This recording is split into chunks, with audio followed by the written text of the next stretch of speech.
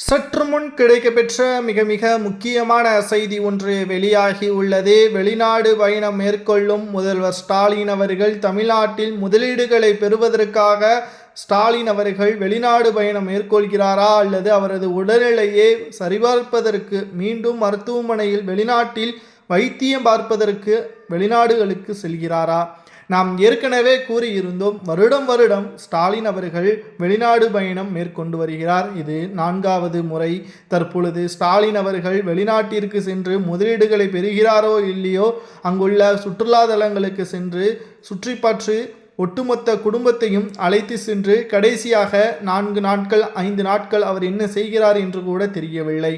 அந்த 4 நாட்கள் 5 நாட்கள் அவர் மருத்துவமனையில் இருப்பதாகவும் பல்வேறு தகவல்களும் கிடைக்கப்பெற்றுள்ளது. சரி, இந்த மாதம் எங்கே செல்கிறார், எத்தனை நாட்கள் வெளிநாடு பயணம் மேற்கொள்கிறார் என்பதை நாம் பார்க்கும் பொழுது, இந்த மாத இறுதிக்குள் அல்லது செப்டம்பர் மாத தொடக்கத்தில் இங்கிலாந்து மற்றும் ஜெர்மனி நாடுகளுக்கு பயணம் மேற்கொள்கிறார். தொழில் முதலீடுகளை ஈர்ப்பதற்காக முதல்வர் ஸ்டாலின் அவர்கள் இந்த பயணத்தை மேற்கொள்ள திட்டமிட்டிருப்பதாக தகவல்களும் தற்பொழுது கிடைக்கப்பெற்றுள்ளது.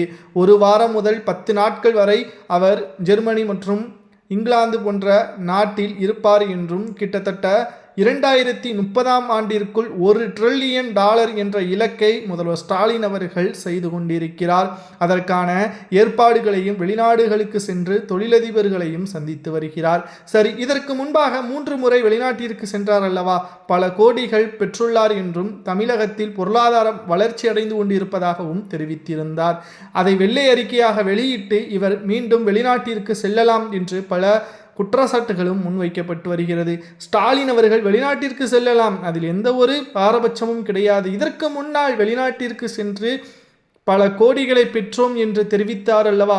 அதற்கான வெள்ளை அறிக்கையை வெளியிட வேண்டும். இல்லை என்றால் உடல்நிலை குறைவின் காரணமாக தமிழ்நாட்டில் வைத்தியம் பார்த்தால் பிரச்சனையாகிவிடும், வதந்திகள் பரப்பப்படும் என்ற காரணத்திற்காக அவர் வெளிநாட்டிற்கு செல்கிறாரா என்ற பல்வேறு கேள்விகளும் சமூக வலைதளங்களில் முன்வைக்கப்பட்டு வருகிறது.